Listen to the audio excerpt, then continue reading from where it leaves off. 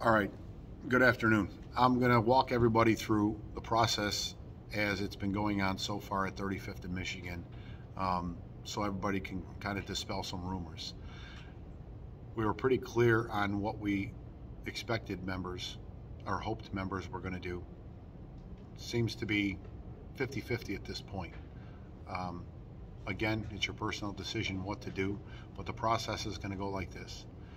For right now, the district will be similar, I'm sure, but the way they're doing it here is they're calling all members to whoever they respond to or report to as far as bosses are concerned. There were some outside units. Detectives were called in to Chief Muhammad's room, and the first step is counseling. So they have a couple different stations set up for counseling with 2 exempt rank members in each office. You go in there, you will be counseled that you are not in compliance with the city's portal or directive, period. And they ask you to acknowledge whether that's true or not. Say yes, okay, good. Now, do you want to comply with the city's directive and the portal and enter your information? You then have the ability to say yes or no. Let me be very clear. They say you are not allowed legal representation. You are not allowed a lawyer. You are allowed FOP representation even in the counseling session. Myself, Mike Meddy is here. We have a attorney here. We're got another attorney on the way, and we got 2 more field reps showing up so we can cover all the counseling offices that are going on, and there will be somebody in there for every single person being counseled. Once you decide you are not going to comply with the portal, your counseling session is over, you will then be sent down to the 3rd floor Human Resources Division.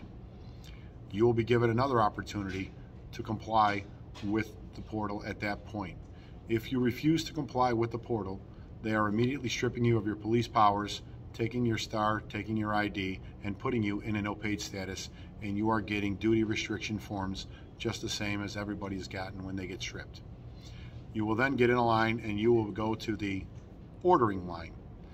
There is another office where exempt rank members are giving the direct order to comply or subjected to discipline up to and including termination. We have case example after case example where even insubordination is not a fireable offense, regardless of what the first deputy says, and shame on him. He likes to make all these threats and promises out there on social media and in AMC messages, but his coward ass doesn't have the balls to give the direct order himself in these rooms. He sends other people and gives them the order to do it.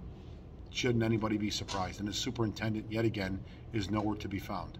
But when you get in that line and go in the office for the direct order component, you will be given our attorney will be there. We can have attorneys in that room. You will be given the direct order. You have a choice at that point to comply or not comply. If you comply with the direct order, that's when you fill out the to from. We will have copies on site, but you can download the link for that to from on the FOP website. It is basically saying you are only cooperating under duress and threat of your job. You then go in the portal, you fill out the information, and you're good to go. You go back to HR, you get your star and ID back, you're all of a sudden placed back into a paid status. Kind of ridiculous, but that's what they came up with. If you refuse the direct order at that point, you don't have to worry about the to from. You will get notification. You will get a packet. Everybody's going to get a packet of all the documents involved in today's process.